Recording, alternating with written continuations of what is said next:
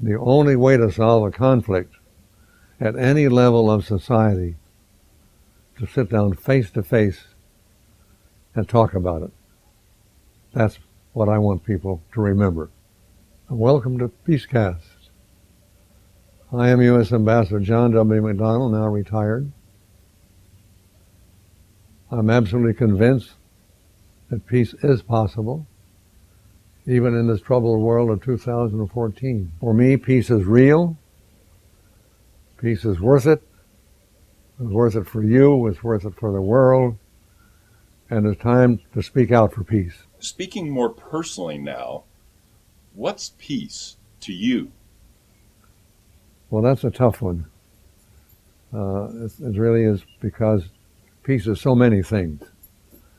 To me, it's far more than just nonviolence. It has to be integrated into the souls of the people. You can touch the heart of the person and make them realize that the enemy is also a human being with the same hopes and fears that you have. Then you begin to build a peace that lasts. And governments don't know how to do that. They think that if they sign a peace treaty, that's peace. That's not. You have to work with the people, and that's what we do. We only work with the people and help them build a peace process. Could you please tell us a little bit about yourself and more about your background, how you came to the understandings that you have? Well, I started out a long time ago. I'm 92 years old now. As a young lawyer, my first diplomatic assignment was Berlin, Germany. I arrived there on January 15th, 1947. Berlin was a disaster zone, totally destroyed. And I was assigned to the Allied Control Council, the four-power body governing Germany, Soviet, French, British, and American, for a year. Then I moved to Frankfurt, Germany, where I became district attorney for Frankfurt, Germany, which was rather unique in diplomatic history. And then moved to Bonn, where I was with the Allied High Commission. So I was 5.5 years in post-war Germany. And then I was posted as a diplomat to Paris, to the Marshall Plan. You've heard about the Marshall Plan. And it's the first time in history that a victorious nation helped to rebuild a defeated nation. And I was there for 2.5 years, 8 years in the Muslim Middle East, and then was assigned to the State Department, to the UN Bureau. And I worked for 8 years on UN Economic and Social Affairs, and then became an international civil servant for 4 years. I was Deputy Director General of the International Labor Organization in Geneva, and I was appointed ambassador twice by President Carter and twice by President Reagan, Democrat and Republican, right, and worked for 6 years as an ambassador on heading U.S. delegation to global economic and social conferences. Then I was assigned to the Center for the Study of Foreign Affairs at the Foreign Service Institute. I retired in 1987 after 4 years and became a law professor at George Washington University, teaching international negotiation, and then became the first president of the Iowa Peace Institute, and was there for 3 years, and then back here in 1992, where I set up my institute on multitrack diplomacy. So I've been here for 22 years, focusing on conflict and peace building. And that's why I wanted to give the context of my background, because it wouldn't have happened without the background. And my experience all led up to that moment. It didn't just come out of the blue. Well, it did, but based on some ideas. Right. But I was in a position to help make it happen. And that's unique. It doesn't happen very often. No. Because I was government. Right. Not private. Right.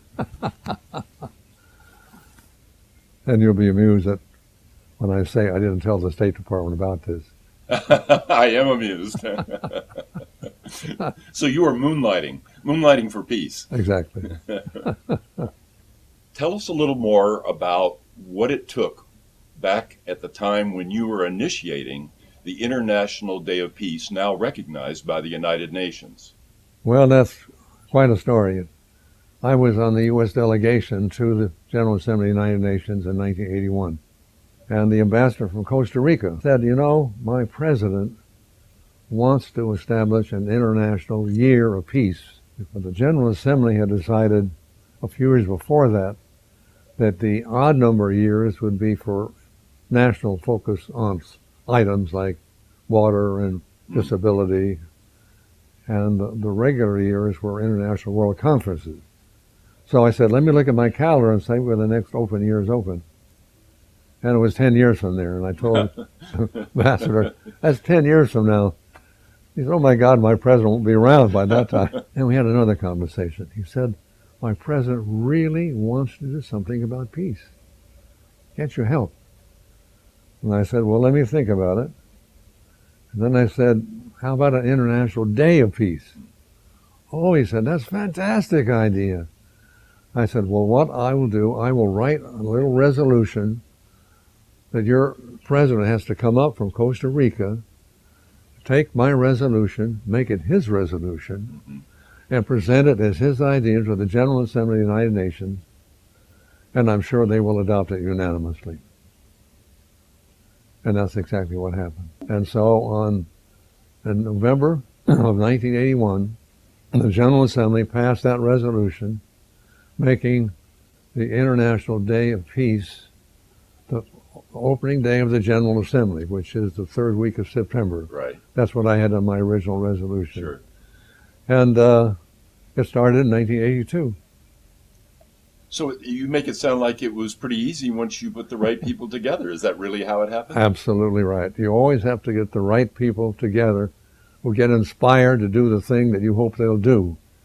And because I did not tell the State Department about this idea, it happened very quickly, very, very smoothly. So was that really all it took, getting the right people together at that time in order for the United Nations to agree to there being an International Day of Peace? Put your ego behind you, you get a lot more done than having it out in front. Absolutely. We understand that you're submitting a new proposal for an International Day of Peace at the United Nations. Can you tell me a little bit about how that differs from the one that's been in place all these years? Well, you know, a lot happened over those decades. 20 years later, a new resolution was passed by the United Nations, making the date firm, making it September 21, which is the fall equinox. And the idea was that September 21 would be something that people could register with without having to move back and forth a year in and year out. Yeah. And so that was adopted by the General Assembly unanimously. And I've been involved in demonstrations about the International Day of Peace for many times over the years.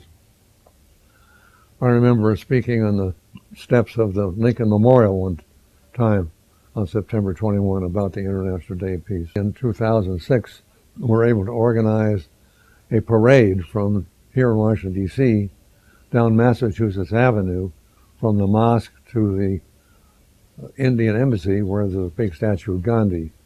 We had 500 people walking down that path. Last September 21, I was invited to make a speech on the lawn of the Capitol, and I talked about the origins. And on that day, 500 million people in the world were celebrating the International Day of Peace. 500 million. That's a lot of people. But they were all people. They weren't governments. And so I decided, well, how do we make it possible for governments to get more directly involved in peace? And so I have written to the new president of Costa Rica, because they started the idea, and I've urged him to come to the General Assembly this fall and to take my draft resolution, which I've given to him, make it his own, and present it to the United Nations General Assembly. And that idea would be to make the International Day of Peace, September 21, a national holiday in every country of the world. And by spreading the word and making it official and getting governments involved, I'm hopeful for the future. Is there some sort of petition or any way online that ordinary folks like us might be able to support this new version, if you will, of the International Day of Peace? There is a very interesting NGO called peacenow.com. Uh-huh. And they have a petition out there which is supporting this idea, and people can sign up for that, peacenow.com, and get that out into the open. Well, now it's 23 years later since its inception. How do you feel, Ambassador, about the United Nations International Day of Peace? I'm fascinated by it. I really think it's a great idea that the world has basically adopted, and now we have to push it forward and get people, once governments have made it a national holiday, then the people in that country can push them to do more about peace in their own particular country. So that's the long-term goal, is to make it a national holiday and then get every nation's people to push their governments to move in that general direction. That's what we try to do. That's how you build peace for the world. You co-founded, and as I understand it, serve as the chairman for the Institute for Multitrack Diplomacy. Can you tell us a little bit about that organization, what its work is, and if there's any way for individuals to help with that work? Oh, thank you for asking about that. Well, it started when I was still at the State Department. I wrote the first book on conflict resolution on something called Track 2 Diplomacy. And then I expanded that to 5 tracks, and then later at the Iowa Peace Institute to 9 tracks. And we call it a systems approach to peace. A system, that means all tracks have to work together. Then you can build a peace process that will actually last. So our goal is to work with the people. We only go where we are invited to go by the people. Not by governments, by the people. And we go and we do something governments don't know how to do. We listen.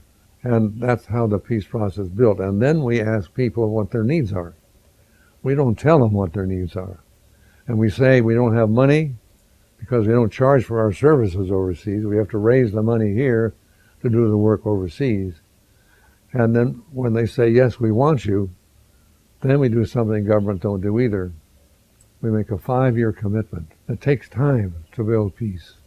You have to learn, well, as I tell people when I talk to them and lecture to them, particularly foreign service officers when they go abroad to a meeting, I say you've got to realize when you walk into an international conference, everybody in that room has a preconceived idea of who you are. They know that you're the most arrogant person in the world, the poorest listener in the world, and the most impatient person in the world. That's how you are perceived as a U.S. diplomat today. But you have to change that. And you can learn how to be less arrogant. You can learn how to be patient. And you can learn how to do the right thing. I've been to 103 countries in my career, all 50 states of the United States, and all the provinces of Canada. So I know about people, I know about peace. And the last thing that I want to mention is, for us, the women are the peace builders of the world. They get it in every country I've worked in before the men do. So remember, the women are the peace builders. Thank you very much.